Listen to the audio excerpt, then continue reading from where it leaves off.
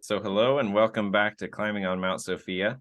I'm very excited today. I get to, as the first official member of this corner of the internet to make contact with David Schindler. I've had the great privilege to be a part of conversations that I probably otherwise would not get the privilege of being a part of. And this is very much one of those, I feel. So David Schindler is a professor, and he's written some wonderful books. This one is Plato's Critique of Impure Reason, a book that I would rate as probably one of the top three that's had an impact on my life. And we've had a couple of wonderful conversations already. And then Jonathan Pageau's work on the symbolic world and all of the tremendous frames and guidance that he has put into this world of the corner, for me was what played a large role in orienting me towards what I call Mount Sophia. So welcome to both of you. If you would like to both maybe say something in introduction and then bring up maybe where you would like to go with this conversation. David, maybe we'll start with you. Sure, thank you. Yeah, thanks for setting this up, Ken. As you know, we've talked about this before. I'm just discovering that the internet can be a source of wisdom, at least in some respect. I would never have believed it and have spent not much time on it myself, but through your contact, I think it was through you, I met John Vervaeke, and that opened up then a whole range of things that I didn't know was available, and that's how I also learned of the work of Jonathan. So I mentioned him, and a few people then have since mentioned Jonathan to me, recommending him to me, because I think in part the importance of the symbolic has become increasingly sort of front and center in my thinking, and as a response to the general nihilism of the modern world, it seems that that's crucial. And so I have been talking about this for a few years, and people have been telling me that I need to meet Jonathan Pageau. So I recently encountered your work, and I have to say I'm overwhelmed by how much resonance and connection there is, and so that's something I would love to explore, and I'm grateful to Ken for setting up. I mean, for example, I've watched a lecture, Jonathan, that you gave on the Copernican revolution and the implications of that, and I've actually given that's something that I've been talking about for years too. And people think that you're insane to bring it up, but I mean the words that the language that you use to characterize the significance of it, I mean, it's exactly what I would want to say about it too. So it's really encouraging. It's been encouraging to, I mean, not just this, but discovering this whole sort of as you say, corner of the world. If that even makes sense in the internet. In fact, that's one thing I'd like to talk about. But that is attempting to recover, the meaning, recover from the meaning crisis, as John Vervaeke puts it. It's one of the few real signs of hope that one can point to these days. So I'm grateful to be here, and I'm really grateful to have a chance to have this conversation. So thanks again, Ken, for setting it up, and thanks for taking the time, Jonathan, too. Oh, this is great. I mean, it's a really a joy to meet you. I think that it's exciting to see people notice, and I think you're right that there is resonance with what you're doing, and people. So it's exciting to see that you're seeing it, and that there's a great discussion to be had, and a lot of room for discussion even between the secular and the Christian world, which is popping up through people like John and Jordan Peterson and cognitive scientists in general. I've been talking to Ina Gilchrist and a few other people, Bernardo Kastrup.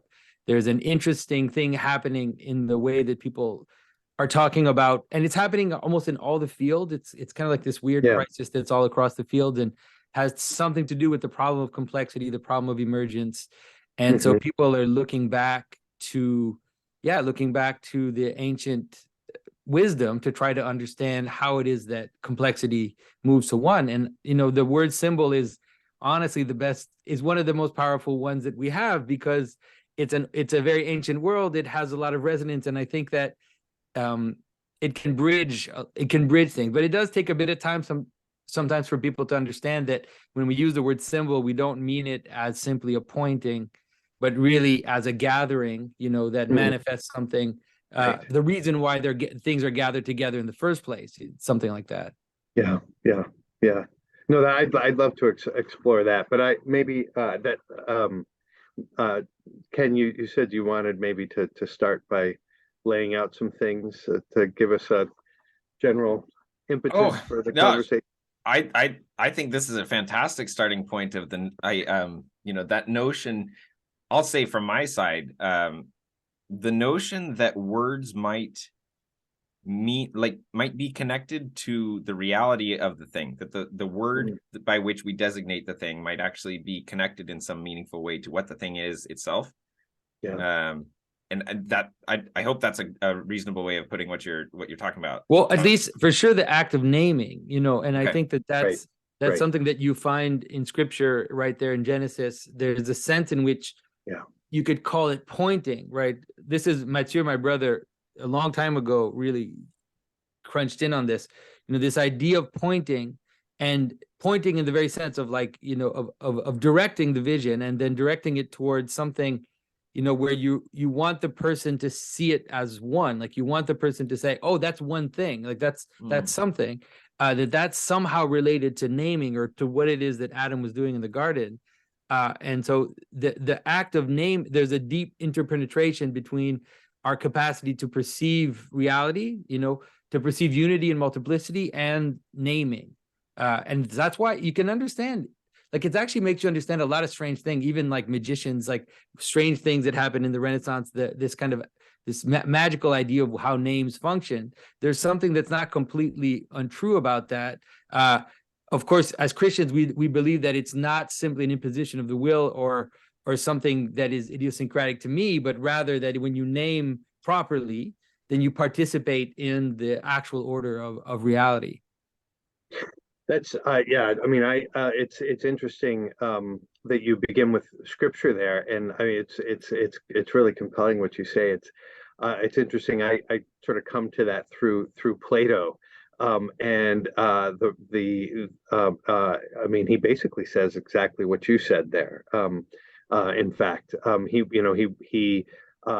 puts it in terms of naming, and the purpose of it in the first place is to make clear, make manifest the nature of things.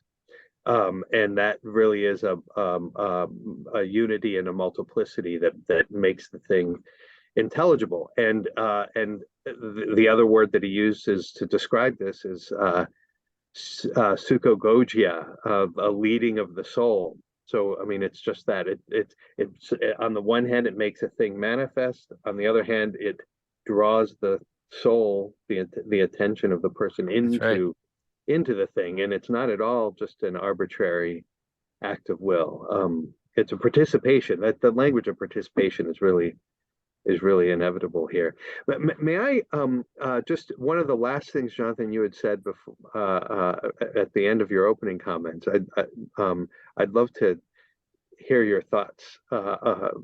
Hear you sort of expand that a little bit about the difficulty in communicating this, and it's let me just say a couple words about that and see what you think. But it seems to me we can't get outside of symbols. Mm-hmm. And so, in fact, the modern consciousness is governed by symbols, and in such a radical way.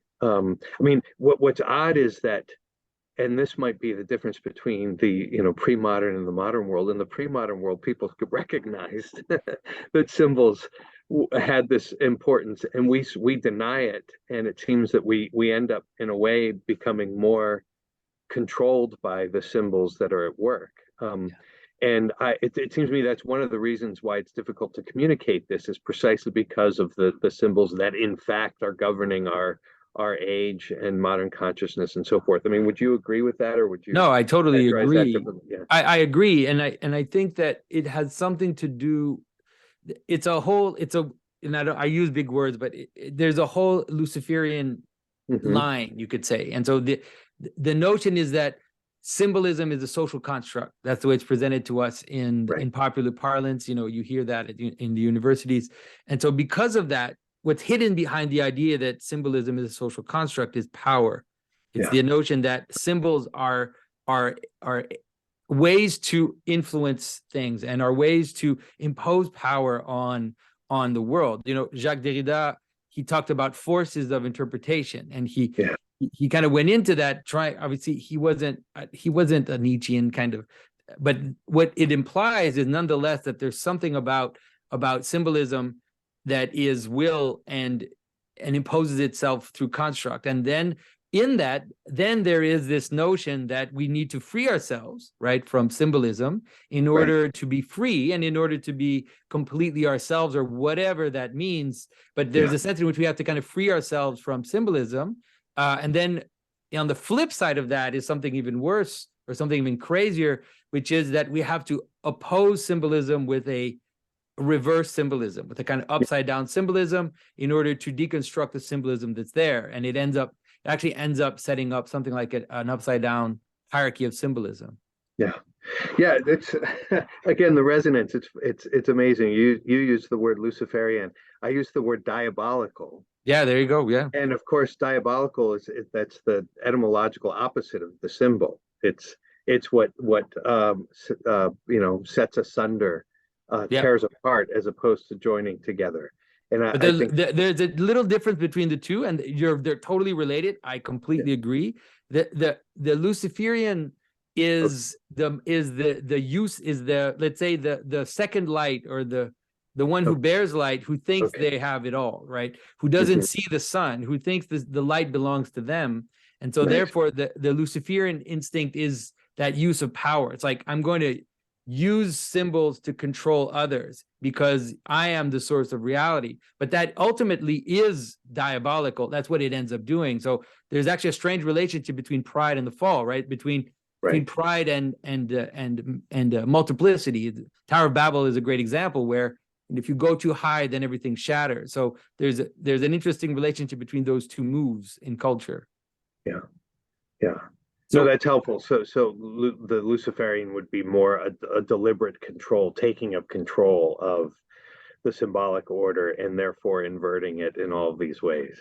Yeah, or at least at first trying to control it in what's interesting. It's weird to understand how it is that happened. And so there are tyrannies, right? There are moments where symbolism is controlled. Like you could say Hitler and the Nazi regime was a perfect example where very, very powerful symbols, very ancient symbols were kind of brought into their ideology and used to impose their ideology on the people. And so you have that. And then you have this weird deconstruction, which happens as a reverse, as a carnival. The best way to understand it is carnival. I use that image quite a bit, is that there seems to be an intuition about how inversion festivals and carnival works, and then it's a weaponizing of that to destroy order. But what it ends up looking like is something like an upside down clown, pastiche of order. It's like the drag queen is a great example of that, where it's like an upside down symbolism used to destroy the binary nature of gender. Yeah, that's right. And it precisely introduced, the drag queen story hour, or I found myself a few days ago accidentally at the beginning of a drag queen bingo. And it's interesting that these are precisely what's being infiltrated is something so simple and childish and ordinary. That's where the reversal of the subversion is going into what's most ordinary. Yeah, there's something really extraordinary about that. And the people, the subversion of symbolism is, once you understand it, it's not people just have to stop being shocked about it. It actually is quite coherent. It has a logic to it, even if it is the logic of disorder. Disorder has a meta logic, or it has a way in which it happens. It's not arbitrary. And really the inversion festivals or carnivals are the best tool to understand what's happening, and to understand how in some ways we have a Yeah, the carnival. but it's curious. I mean, carnivals belong to traditional cultures typically, and they have a place, it seems, in a symbolic order. Yeah, Um, they represent the end, is how yeah. we understand it. Yeah. Whereas it seems what's going on now is not.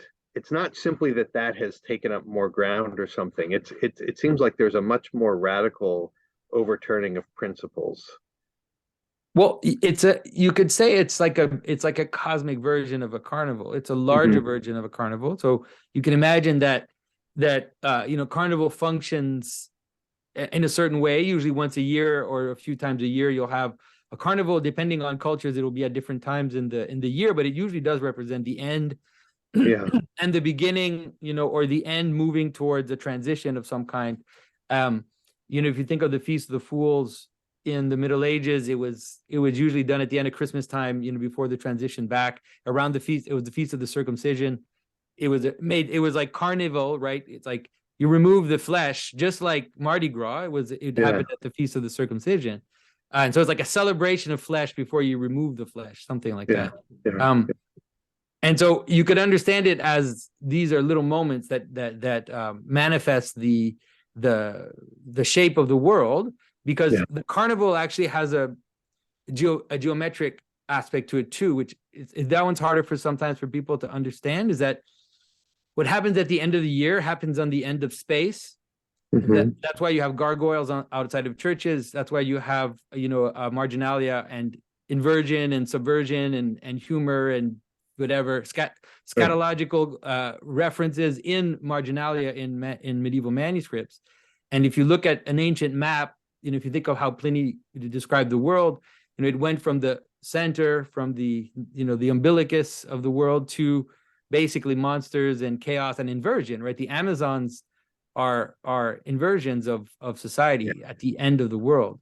So we can understand it if we see the pattern. Then you kind of see it play out, and then you realize, well, I would say we're at the end of something. Like Yeah. it's not. I'm not just saying that Yeah. because I feel Yeah. it. I'm just saying that Yeah. because I had a vision. I didn't have any vision. It's just you can just notice how the world works, and it's like we're definitely at the end of something. I mean, yeah, I guess what you say makes it. That's fascinating and really illuminating, and I appreciate that. But I still I want to get at something. I mean, carnivals are fun, Yeah.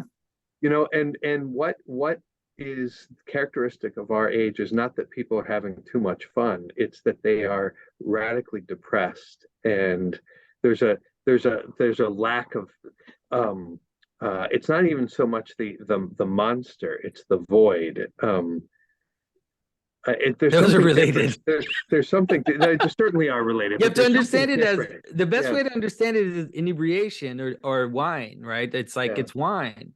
Wine is fun, but you have to have a dose of it. You have to have a Right. little of it. And so chaos is actually pleasurable. Chaos actually is can be a little bit ecstatic because it kind of draws you out of yourself and puts you in contact with a kind of fluidity of reality. And so it's not bad, but Right. it has to come at the right place and in right doses. If you just drink wine, then you will be sad and depressed, right? It's like Right. if you just eat cake, if you just eat the icing on cake, Yeah. you're not going to last very long. Things are going to spiral out of control for your life. But there's nothing wrong with cake. Like there's nothing wrong Right. with a hint of chaos is the way to understand it. Mm-hmm. That Yeah. it might even have something mysterious about it. Like Yeah. there's something about ambiguity which can be in the right place and in the right dose can actually be a vehicle for the sacred, right? The cherub seems to be something like that, or at least a Right. guardian or a holder, like a seat, let's say, for something sacred. And that's what and if we don't understand that, we won't understand what's going on, because that's what they're playing on. That's what the whole madness of our situation is playing on, a little hint of truth about the relationship between ambiguity and sacred. And so then the let's say people that are kind of holding the narrative right now go all the way, right? You probably saw recently the on some Anglican church in the US, right? It was like God's pronouns are they, them. Yeah. That's where we're going, by the way. We're going towards not just that this is acceptable, not just that this is okay, but that this is actually religious. It's a transcendent image. Yeah. The drag queen is sacred. That's where we're going. That's right. That's right. Yeah. Yeah. But yeah, sacred in a very strange sort of inverted way again. Yeah. No, that's a very interesting. So if I can ask a question, there's a way in which there was something way back when you were talking about the use of symbols from the Nazi perspective, say, where they take symbols that are ancient and that have, say, in their proper order had been not negatives, and then had twisted them into a negative in kind of this Luciferian kind of way, which gives some kind of legitimacy to the critique of symbolism as such, right? That's maybe what gives the impetus that allows Derrida to do his thing. But then, so I guess the question that I want to ask has to do with the legitimacy of that critique, and is there a way to critique the points at which symbolism is used in a tyrannical fashion without going so far as to take on to become, let's say, a vehicle for Lucifer, right?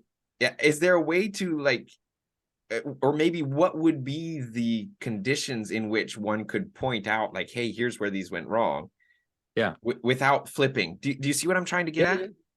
I mean, it's just order. There's an order of symbolism. It's not, there's a way in which it let's say it flows, or the way in which it manifests from above down below.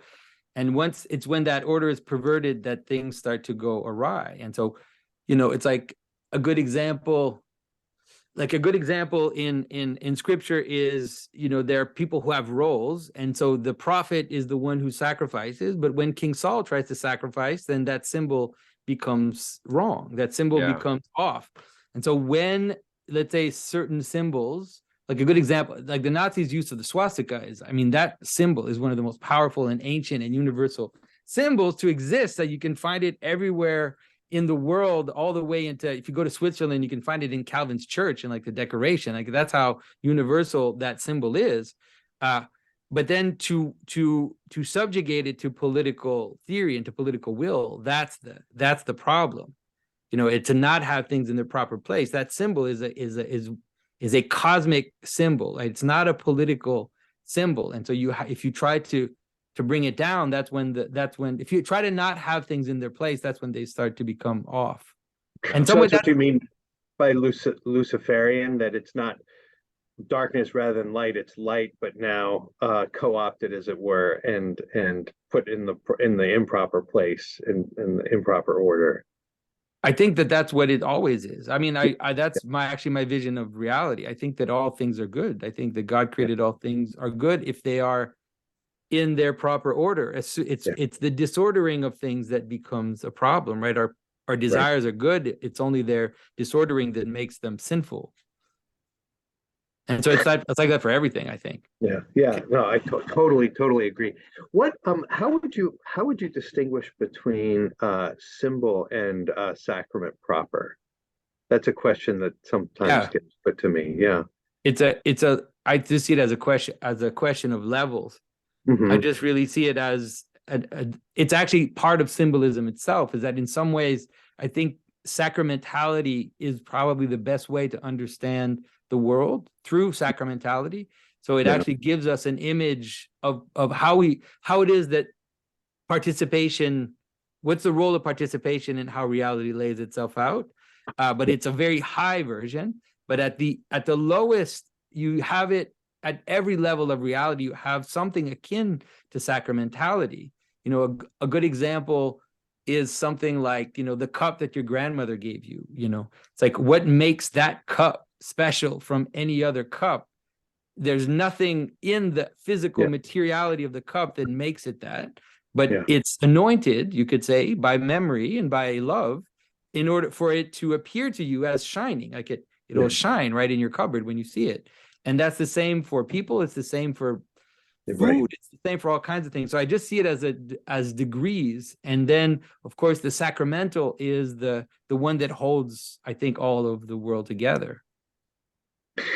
Yeah, I mean, one of the things typically in a sort of classic definition of sacrament that you don't see in symbol. I mean, it's interesting. I guess one way to look at this is you can interpret sacrament as a kind of symbol, kind of just a deepening of what symbol is, or you could interpret symbol on the basis of sacrament as a kind of an analogous extension of sacrament.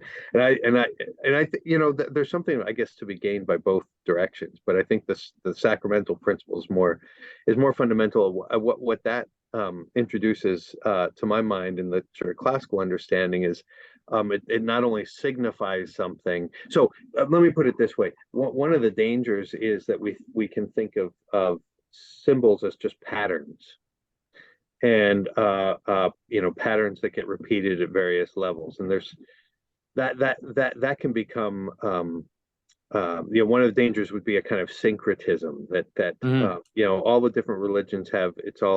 It's all this basic pattern that just shows up in different places, and but the pattern is really the important thing.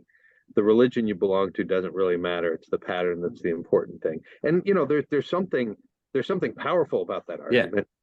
But what one of the things that sacrament conveys is and I don't know that this is the only thing that I would want to bring up, but it's certainly a part of it, is that you know, we say it affects what it symbolizes. It not only indicates a pattern, but actually it's a kind of a realization that I mean, as if you know, that makes effectively present what it's indicating, but in a way also that sort of joins people together. I like that sort of joining sense of symbol. And as soon as you start using that language, you know, then it becomes much more concrete. You don't begin with an abstract pattern. You begin with a concrete reality, you know, the creation of the world, Adam and Eve, and you know, and ultimately, you know, the Christian story, the incarnation, and the history of the church becomes very important then. No, I totally agree. I think that's one of the things that you know, we have a joke in the symbolic world. We say symbolism happens. That is, symbolism is it's not just a pattern. It's an embodiment of principles, and those principles are actually a hierarchy of goods. They're not just patterns. They are actually an ontological hierarchy that points us towards God ultimately. Yeah. And so the question of whether or not, so like the question, for example, of whether or not other religions have patterns that are the same or that are based on or have similar direction that what Christianity offers, the answer is of course they do. That's necessary. But then also, so does your family meal, and then also so does, you know, shaking hands with somebody. It's like everything that we do has a deep participation in this hierarchy of the good. We often don't see it though. We tend to just kind of go at it without noticing. But I do think that there is a hierarchy in that.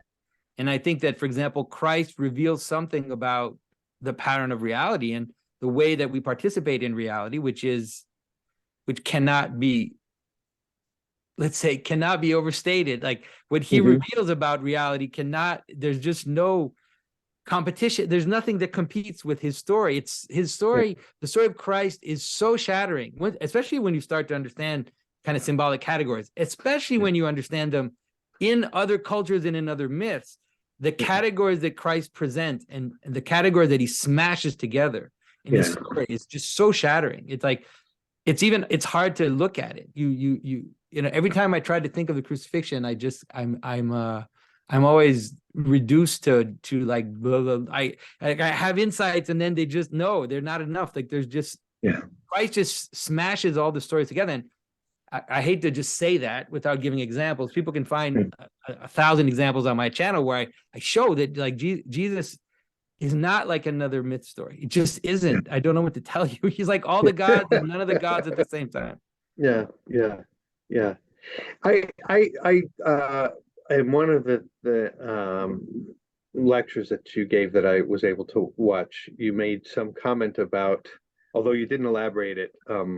You said it in a way it was deeper than you were able to go, and I could very much appreciate the idea. But it's, this sort of a theme of an ascent, but you get to the top, and suddenly what's at the top is it's the crucifixion at the top of the hill, but the highest is actually is radically lower than goes further down below the whole order. There's a kind of dramatic reversal that you have that seems to me a really crucial point. And also, I guess it's just more abstract way of saying what you've been talking about, the shattering. So it's not just yet another example of the pattern. It's a dramatic reversal of the pattern that intensifies the pattern too in all sorts of other ways. No, I think you're right. It's not, and it's interesting because it's not just a reversal. It's what Christ is doing is so subtle. Like if you think of the washing of the feet, you think about that story. And then a lot of people like to think of it as if, okay, well, Christ is destroying hierarchy, by washing the feet. I'm like, no, that's clearly not what's happening. He's washing their feet, and the disciples are astounded that he's washing their feet. That's what's happening. Yeah. Right. So it's like it's recognizing the highest and then noticing that the highest is willing to give itself all the way to the lowest.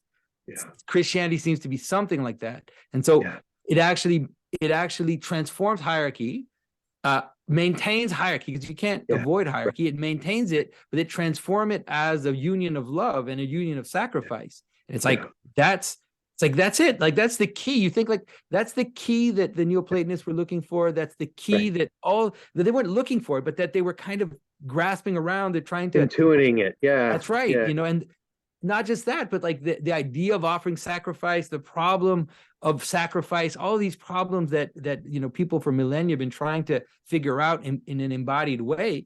All of a sudden, you have this story where, where on the one hand, you have the highest, the Son of Man, the one who sits at the right hand of the Father, who then descends into death. Yeah. And then he takes us all and he brings us back. Right. You can't, is there, when people say that the story of Christ is a Catabasis story, that it's just like Ulysses going into Hades or all these different characters going to Hades. I'm like, no, it's not. It's not, because Christ goes there, and then when he comes back, there's no one left. So what's the, can you get another story after that? Like, what other story are you going to tell after that story? Yeah. That's wonderful. Yeah.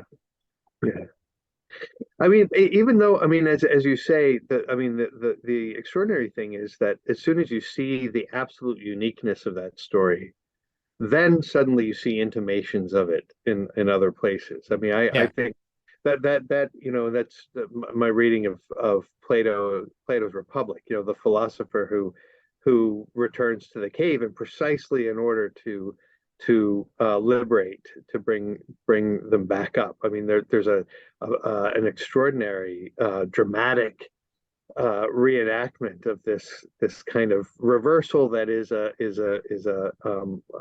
reestablishment of and realization, in fact, of the hierarchy. Yeah, and so you can see, like, that's the way I see it too. It's like in some ways you end up necessarily seeing the story of Socrates as an intimation of Christ. Not that Jesus is copying Socrates, because what Christ is doing is 100 times more than I love Socrates, but what he's doing is 100 times more than what Socrates is doing. And he's completing all these narrative tropes that have been kind of open, not just the ones in the Bible, for sure. The problem of the tree of the knowledge of good and evil, he deals with that. All these problems of the hierarchy of the sacred, he deals with all these problems in his story. But then also even the stories of the ancients too, it seems. At least that's the way that I tend to perceive it. It's yeah. And so what led you on this path, let's say, of seeing the world in this way? That's a great question. The meaning crisis is something I think any sentient human being in the contemporary world has experienced something of, and that was an experience I sort of underwent in high school. I first discovered Nietzsche in college as someone that it seemed to me had a sense. He had his finger on what the problem seemed to be, although I never found so satisfying his response. I found Kierkegaard a little more satisfying. It's funny, along the lines you just said, that Christ, fulfills 100 times what you see in Socrates. But I didn't find his style quite as compelling as Nietzsche. But I had a conversion experience that right in that sort of period that I realized that in a certain sense it seemed something more akin to kind of an Eastern, this idea that there was selfishness was at the root of all of the pain and suffering in the world. Mm-hmm. But through some conversations with my father especially, and then with others, realized that the response to suffering is not selflessness in a kind of a Buddhist way, but love, genuine love in the Christian sense. But that pointed me in a different direction. But over the years, it's the Neoplatonic current in the Western tradition has always seemed to me the most compelling. I studied with Eric Pearl. I don't know if you know the name. He was then a Russian Orthodox great philosopher who was kind of a mentor. And then Hans from it's authors. Hans from Balthasar was a major influence.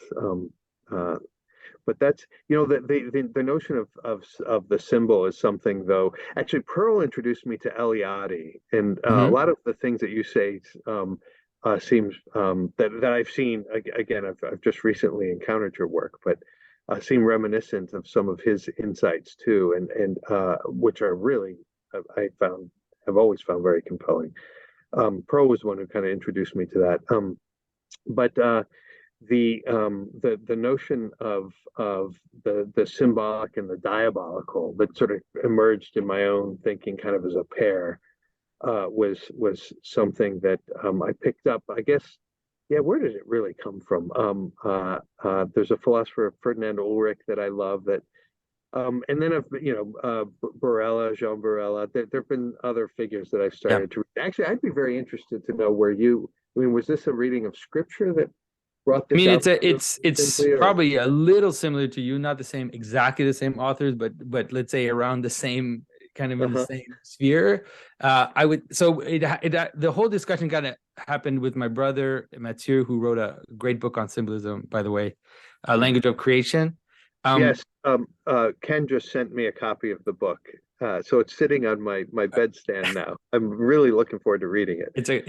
I mean, you'll find it a bit disconcerting because there are no references. It's written almost like a mathematical or like a mathematical proof, something like that. Anyway, hopefully you'll enjoy it. But so in our early 20s, he was reading, kind of wondering about spiritual questions. I was in the same situation. He was learning Hebrew and starting to read rabbinical commentary. At the outset, I was reading postmodernism, and it's funny. It's actually postmoderns that kind of blew the first let's say hinges, or the first locks on my mind. Jacques Derrida. I read Save the Name, Sauf le Nom, when I was in my early 20s, and it was my first contact with apophatic theology. Like, who would have thought that your first contact with apophatic theology is in Jacques Derrida? And he had certain ideas, like interesting ideas about eschatology. He talked about general eschatology, and he had these kind of ideas that were hinting at the symbolic. It's just that, and I was reading Roland Barthes. He wrote this text called Mythologies, where he's interpreting different cultural phenomena as myth, but he's doing it from a Marxist lens, and he's criticizing them for that. But I was in the opposite. I was reading them and thinking, this is amazing. Like, this is actually really wonderful. The things that he's criticizing from a materialist Marxist lens, I was thinking, no, there's no way away from that. So anyways, reading James Joyce and a lot of the things that aren't at all, you would think, were the first spark. And And then my brother discovered René Guénon in our early 20s. Okay. And then I read Christ of the Modern World, and there was no turning back after that. Okay. And then Okay. reading some of his works on symbolism were kind of like the spark. And then leading to people like the authors you mentioned, like Eliade and others. So, I mean, this is just a path you followed on your own. You wasn't under the guidance of particular teachers or. No. We just had you both and your left brother. the academy. Yeah, we had both left the academy. Especially where we were, especially where I was in the world of art, it was already completely, whatever you see now in universities, it was already there in art back then. So there's nothing surprising to me, but it was very disconcerting to kind of go through that. And I decided that I wanted nothing to do with that once I finished art school. Okay, so you went to art school, but you didn't grow up Orthodox, is No, that I grew right? up, my father was a Baptist minister when I was young. Okay. So but you found Orthodoxy as yeah. Well, then those readings embodiment. led me to Balthazar, and then to Maximus. Saint Okay. Gregory, Right. Vladimir Lossky.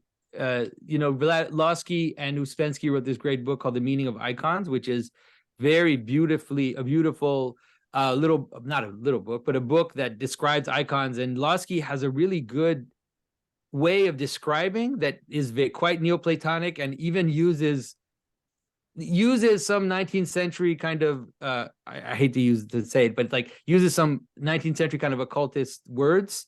And so you can track them, like Pavel Florensky actually also does that too, and in a way to try to help people understand what it is that these things are that modern people can't understand anymore. Like when you use the word faith and the spirit and all these words that have become completely evacuated from meaning.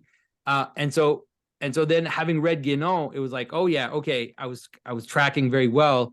And then when I read Life of Moses, and a few texts like that, I was like, oh my goodness, this is what I've been looking for, for a very long time. That's interesting. Life of Moses is one I'll have to go back to. I read that in college, and it didn't make an impression on me, and I think I just wasn't prepared for it.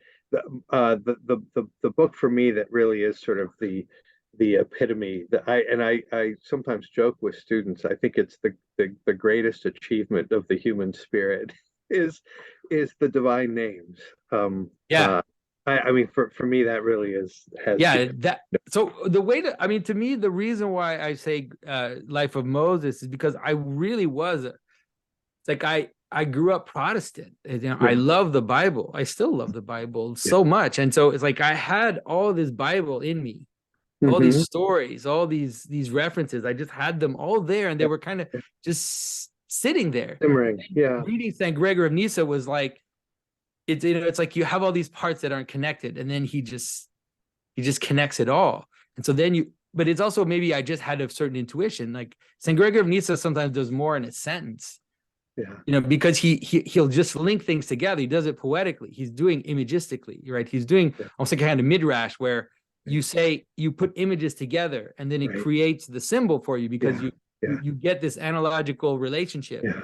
You see that in hymns too, but that's and in Dionysius as well. I mean, it's amazing how much the symbolic informs not only what they say but how they say it. And there's something really crucial about that. Have you? I mean, some of this gets very weird, and I don't like the extreme weirdness of it, but I don't know if you've looked at much of the alchemical tradition from the Renaissance, or I know it mostly. Familiar with Spike Bucklow? Does that name No. Mean anything to you? He's written a book that you might find really interesting called The Alchemy of Color, The Alchemy of Paint rather, and he explains that people think of alchemy as this sort of magic attempt to make things into gold and so forth, and for him it was that misses the point entirely. It was this recognition that material things have meaning, and that things that colors have profound meaning, not simply because of the tone or whatever, not simply because of the impression they make on the senses, but even things like the the history, the provenance of where the colors come from, and that their cosmological significance in that regard, and that this is something that the painter not only depicts, but in a way has to live in enact, and so that there's a sort of an ascesis that's involved even painting properly, so that in transforming an image into something beautiful, you have to yourself be transformed into something beautiful. I mean there's a whole world of things like that we have simply lost any sense of. And I think honestly, one of the reasons, so I know the alchemy stuff mostly through Guénon, but I feel like one of the reasons why I don't talk about that stuff so much is first of all, because like you said, it can be shocking to some Christians. They don't understand why you're referencing that. And in some ways, I don't have to, because I think it's all there. I can do it through scripture, and I can do it through everyday references that will be fine. But I do think that the let's say the intuitions that the alchemists had and the practices that they had, I don't think that they were. I think that we've confused a lot of things today, and in some ways it's because of the history of occultism. And so what happened is that the occultists ended up appropriating for themselves a lot of these ancient images and sciences, and so because of that, they've become taboo for some reason. But I agree that I think in themselves, the idea that the Corpus Hermeticum was preserved in Constantinople. People I find it hilarious when some of the Orthodox start complaining about the West, and like all this occultism coming from the West. But I'm like, the Byzantines knew all these types of things. So you see a little bit of that now still in some icon painting schools, that they try to see the processes of icon painting as having some kind of liturgical reality, and so for example, the materiality, the way the materials are used, the processes. And read iconographers talk about the idea of like when you make gold, when you gild an icon, you have to put on this red clay, and then you have to blow on it to humidify it, and then you put the gold on top. So they'll say like this is the creation of man. This whole I think that these things are complete. They're fine, and they're probably right. Sometimes people obviously go overboard and they push it a bit much, but I think the basic notion that the actions we pose, are liturgical and meaningful, and materiality itself as well, I think is definitely true. Yeah, no, that's the danger is that you have the physical acts or substitute for the spiritual reality, and that's again a kind of messing with the order that can turn sort of diabolical, to use that. And at some point, it's there in the Bible. It's there all over the Bible. Of course. I mean, absolutely. Made, Yeah, which is why I find you mentioned Calvin's church in Switzerland. That the kind of iconoclasm that one witnesses in some of the early Protestant. It's where's the scriptural warrant? I mean, obviously there's certain passages that one can point to, but I mean, a reading of scripture is so full and rich of the significance of bodily life. It's overwhelming, and maybe that's one of the reasons that things are taboo.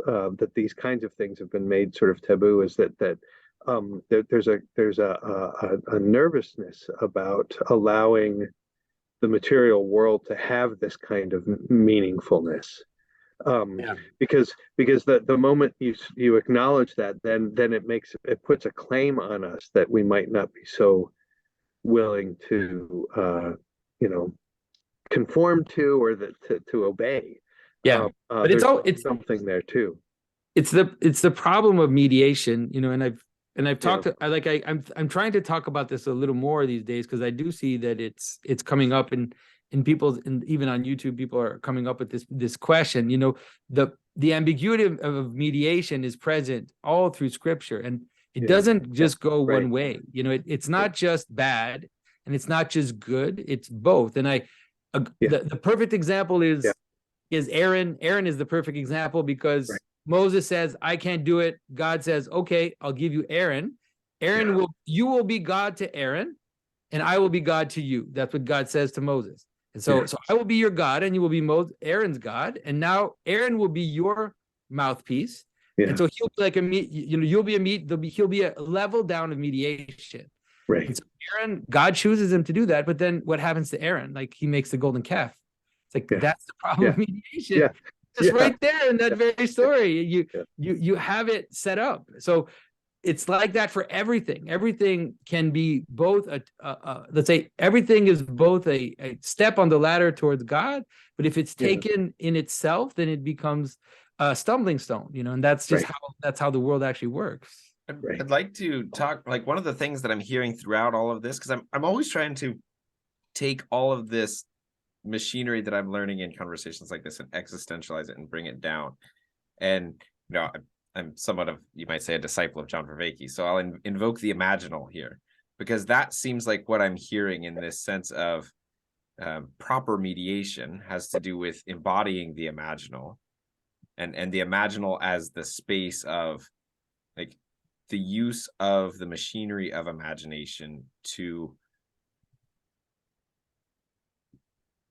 participate in something beyond me, maybe is a way, and to call me forward, and that there's a way in which there's more to it than that. I'm struggling to describe it properly. Let's just invoke. No, but John. you've got a good intuition, and the imaginal is something like the intermediary space between, let's say, the divine and the physical world, right? It's this middle space. It's akin in some ways to your thoughts, to that aspect of yourself. And so it's a cosmic version of that, you could say. Yeah. And so because of it, it's ambiguous and it's dangerous, but it's also absolutely necessary. Right. Yeah. And it's the place, it's this little flip, like when we, like, so Aaron making the golden calf, let's say, like, he's inhabiting the imaginal space. He's trying to bring the sacred into the material, but he's doing it, like, with that slight, twist of, like, Luciferianism, shall we say. You have to read the text again, because it's actually very subtle. It's like, it's so subtle, because Aaron is trying to get out of it the whole time. People come up to them and they say, make a golden calf for us. And he's like, okay. He makes a golden calf and he says, here's, it's to celebrate the day of the Lord. And then it's like, he's constantly trying to get out of this situation, but he can't. He's stuck. It's very ambiguous in terms of even what his intentions are. And then ultimately, when Moses asked him if he made the golden calf, he's like, well, I put gold in and the calf came out, as if I didn't actually do it. It's like, it's super interesting in terms of. So is the problem that happens, because I'm trying to drill into the point at which, like, the flip starts to happen from, say, the imaginal proper toward I like the word fantasy, but the fantasy aspect of the imagination of creating that which is not, right, and using that space inappropriately, say, to upset the proper order. Yeah. The point at which that happens, can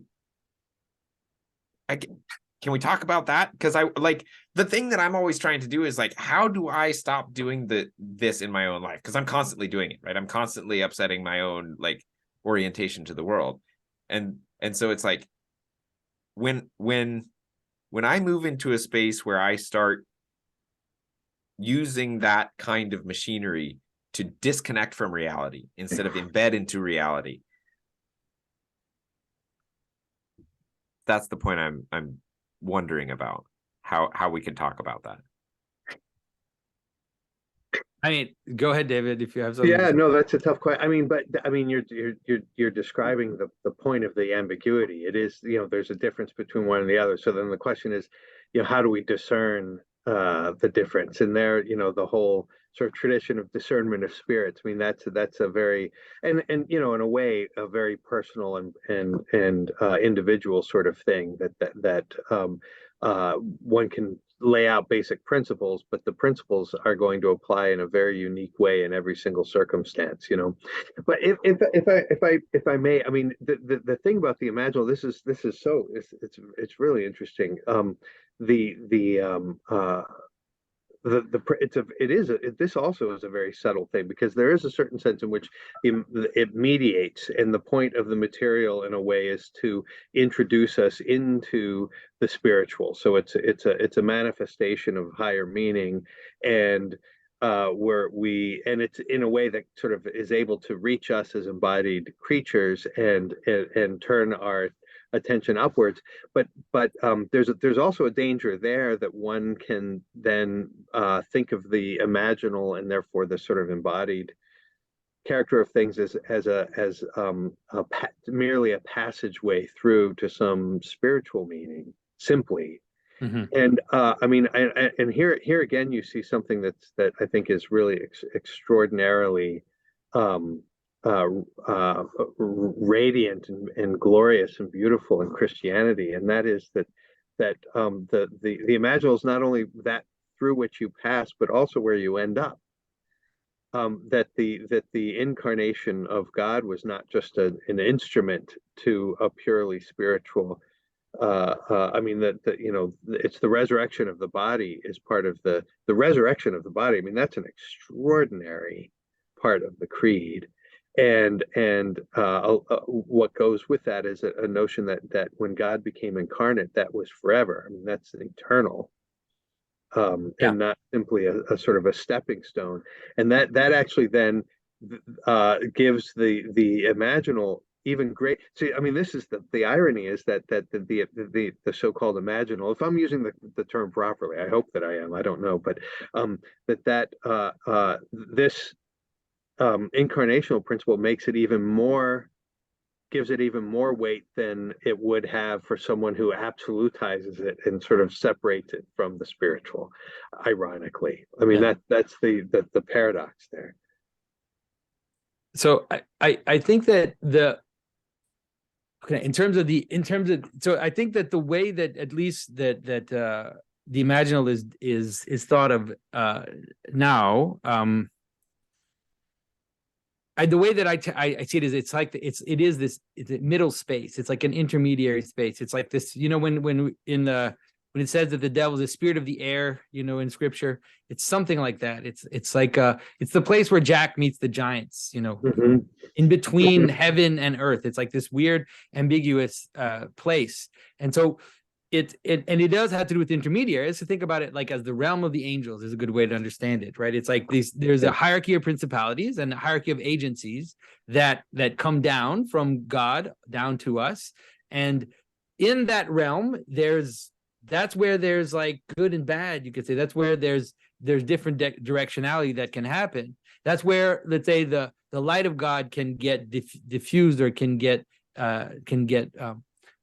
switched. Distorted. And so it's not like I don't want it to sound like it's magical. There's nothing magical about it, right? You have let's say you could say something like your desires. You have a type of pull, and that pull is good. It's actually God that put it there.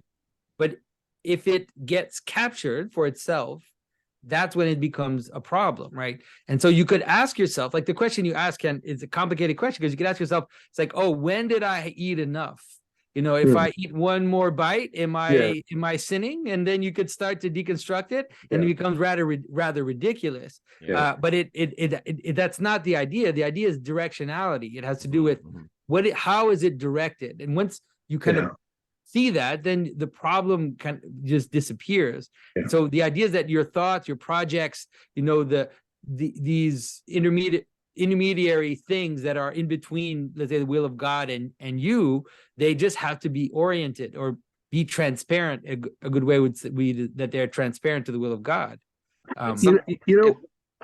Oh, I was just going to say, what I'm hearing is it's almost like you can move in a direction that's almost Gnostic, right? To use a little bit of how you were talking, David, of an attempt to escape from the material into the spiritual, or you can attempt to escape the spiritual into the material. But either one of those, the point is that neither of them are the way, but it's both of them at once. That's nicely put, and that's very nicely put. The thought that just occurs to me in this context is that the importance of a sense of gift. I think that's really crucial. when we think of the material world as created and therefore as God's gift, Jonathan, you mentioned your grandmother's cup. That was a gift from your grandmother, and there's a sense in which if you ever abuse the cup, that can only happen if you've forgotten that it's your grandmother's gift to you. Yeah. But recognizing that it's your grandmother's gift to you doesn't in the least draw your attention away from the thing itself. I mean, quite the contrary. The more you experience it as her gift, the more every little detail of its physical presence is meaningful to you, and the more you nevertheless have a certain freedom with respect to that. You don't become kind of obsessive. So I mean, the gift seems to capture both directions, both sides of that, I think. Well, yeah, it's a great image. And even the idea of how in the Christian, because in some ways in the Christian, the highest gives itself for the lowest. Like that's actually the structure, this kind of kenotic emptying that we talk about all the time. That, as you direct, that's the mystery, or that's the surprise, that if you direct yourself properly, if you orient yourself properly towards God, then you actually become more of yourself. You don't escape yourself. You don't kind of become a drop in the ocean of Brahma or whatever. You actually, it concretizes you, because God is the source of you. So if you're turned towards God, so it's like it's a weird thing. And you can see it's like, if you don't grasp it, you get it. If you try to grasp it, you lose it. Right. I mean, that's what Christ says. Sorry to paraphrase him, but well, I love the use of gratitude, because I've been thinking a long time, like through John Vervaeke, I've been working on doing the dialectic into dialogos practice of kind of doing a collective work to look at different aspects of a virtue and thus kind of transform in that direction. And it seems to me that gratitude might be the virtue that I can kind of orient toward, no matter where I am, no matter how lost I am. I can like, it's something that you can participate almost as an act of the will in, even when you've lost touch with many of the other virtues, that brings you back. There's something that is maybe the virtue that can bring you back onto that balance space. What do you think of that? It's nice. I mean, it can transform. You can be grateful even for the experience of gratitude. And I mean, there's no point. There's nothing that can sort of lie outside its reach. In that sense, it's that there's always, no matter. I mean, the thing is that you can actually be grateful even for suffering and bad experiences, or even your own sort of failures. Can be transformed when they're embraced in gratitude, and suddenly you're grateful for the failure that has allowed you to, in a way, become free from too much reliance on your own capacity, something like that. I mean, that there's a real transformative power in that. I mean, in some ways, a simple way to I'd say rephrase gratitude in a way that can help people understand. Gratitude is memory. Like it's memory of the origin of where things come from, right? It's like memory of God is gratitude. And if you remember God, then you aspire also for what is best. If you remember where, if you're grateful for what you have, then you're remembering its origin. You're grateful to God, obviously, and then you're directing it in the best proper way. The best, like you're directing it in the best direction possible. Because if we go back to even the beginning of the conversation with what's the way in which we're misordering the symbols such that they're causing us problems and disintegrating things, it's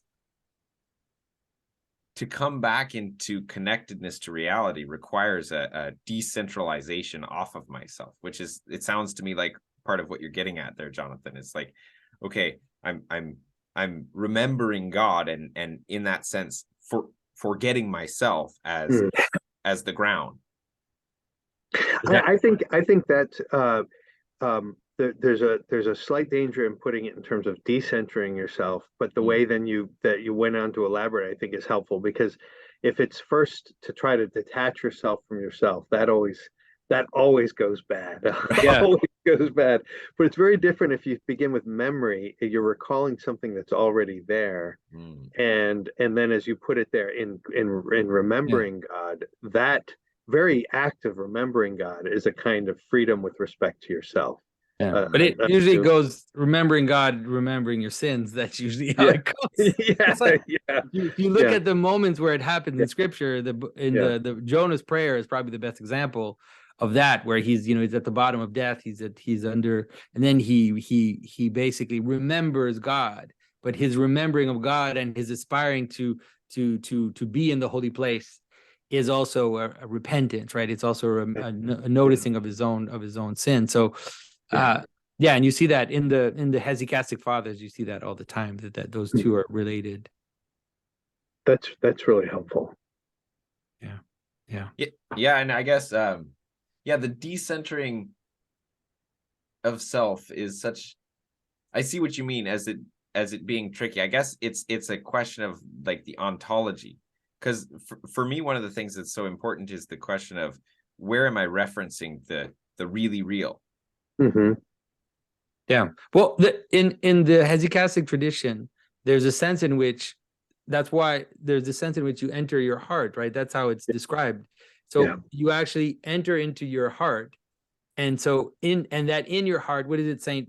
Saint Isaac the Syrian, I think, says that in everyone's heart there's a ladder to heaven, and so it's the sense that it's not that you're kind of getting away from yourself, is that also kind of this entering in and reaching the core of yourself. Then you find it's almost like entering into the temple, right? You go into the Holy of Holies, and there you discover the grace of God that you can be in contact with. Yeah, I think that's a helpful way to put it. I mean,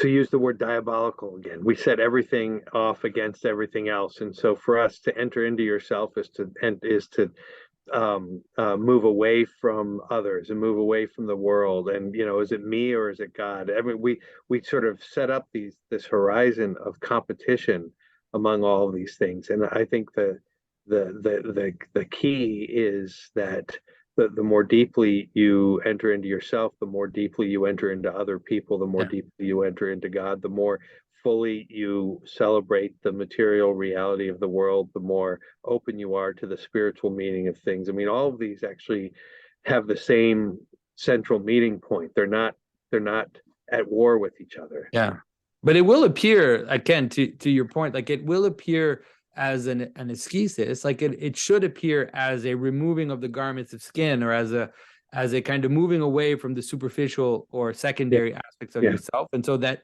can appear as moving away from yourself, because you kind of have to sacrifice your distractions. You have to sacrifice the lower interest that you have in order to enter into the heart, where where those things have less weight, or ultimately have no weight, is the idea. But then the idea is that the surprise, I always kind of, St. Gregory of Nyssa has this beautiful image. I think one of the best images in the life of Moses, that he spends the whole time talking about removing the garments of skin. Like Moses goes up, remove the garments of skin, circumcision, blah, blah, blah, like going up, and then shedding the elders, shedding Aaron, going alone, entering into the divine darkness. Then when he gets into the divine darkness, God gives him the pattern of the tabernacle. And in the pattern of the tabernacle are these garments of skin on the tabernacle, right? And so it's like he gets it back. Whatever, everything that you sacrifice, God ultimately gives it back to you in its transfigured form. Yeah. There you go, the resurrection of the body again. That's right, exactly. I actually have to go. I'm sorry. I didn't know how long to plan for this, because I have another appointment very soon. Okay. But this was a great conversation. I really enjoyed it. I really enjoyed it too, Jonathan. Yeah, no, thank you. And again, thanks you, Ken, for setting this up. But this has been a real pleasure. Maybe we could try to have John Vervaeke, yourself, and I in a conversation. That could be a lot of fun. That would be fantastic. Jonathan, have you written anything on this? Would you direct me to your brother's book? Yeah, I would say my brother's book is definitely I think it's the best, one of the best books on symbolism for sure. His tack is not exactly the same as mine. You know, he's very sparse. Like he writes, he's very careful in his writing. I'm more, you know, I tend You're to an artist. I mean, yeah, I'm more wiggly. You know, I've written a lot of articles on the Orthodox Art Journal that relate this symbolism mostly to liturgical art and all that. So I do have like almost 100 articles there, but Okay. no, I haven't. Okay. You know, I Okay. haven't yet written a nonfiction book. Okay, good. Right. Well, thank you both. I've really enjoyed this. All right, yeah, I hope this will happen again. Take care.